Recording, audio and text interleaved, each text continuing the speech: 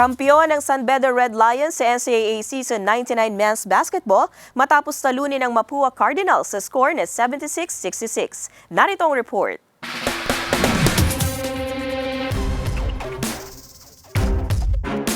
Pula laban sa Dilaw, Mendiola versus Intramuros. Umpisa pa lang ng Game 3 ng NCAA Season 99 Men's Basketball Championship hapon itong linggo.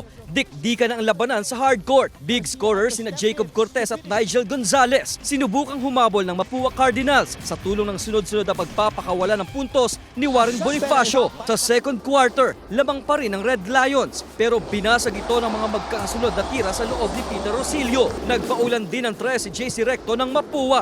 Nakahabol ang Cardinals. 1 puntos lang ang lamang ng Red Lions nang matapos ang second quarter. Sa halftime, nakijam sa kantahan at sayawan sina Sparkle artist Anthony Rosaldo at Thea Ashley sa awit ng NCAA Season 99 na Hero. Pinasiklab naman ang school spirit ng San Beda Cheering Squad at Mapua Cheering Cardinals. Bukod sa San Beda at Mapua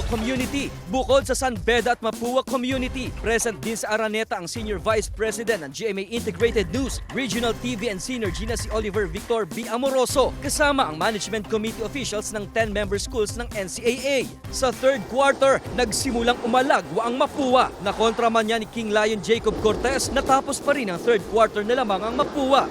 57-53. Sa final quarter, itinodo na ng Cardinals at Red Lions ang bakbakan sa hardcourt.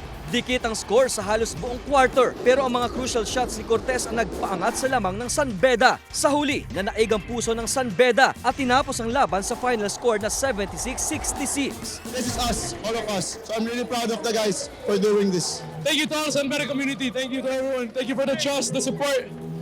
This is all for you guys. This was 4 or 5 years in the making. We finally did it. Thank you. Thank you, San Beda. Thank you, champion ulit! Itinanghal na finals MVP si James Payosing. After 5 years, nabalik namin yung corona sa Mendiola. Kasama namin si Lord since day 1. Nag-prepare kami. Binigay niya sa amin to. Hindi madali. Kaya, sobrang salamat, Lord. Binigyan naman ang Mapua Cardinals ng first runner-up trophy na nagpakitang gilas din ngayong season. Abangan ang NCAA Season 100 sa susunod na taon dito pa rin sa GMA Network. Paul Hernandez, Balitang Southern Tagalog.